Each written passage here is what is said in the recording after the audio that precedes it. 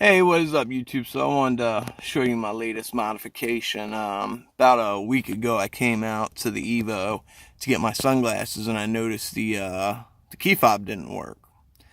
So I figured the battery was dead in it. I was like, "There's no way my battery's dead because the car's only 2 years old. Only has less than 20,000 miles. No way."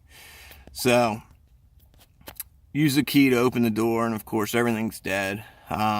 I use later that day. I get my jump box. I jump start the car, let it run for 30 minutes, turn it off, turn it back on, completely dead. So tested the battery, completely dead.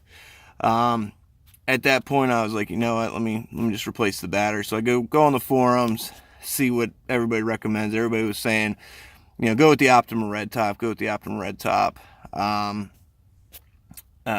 haven't had the best of luck with Optima batteries in the past. Sometimes they're hit or miss. So I started looking for an alternative, and somebody was like, one single thread had the excess power in it. I was like, hell yeah, man, excess power. They've done good by me over the years. So went ahead and picked up the D3400.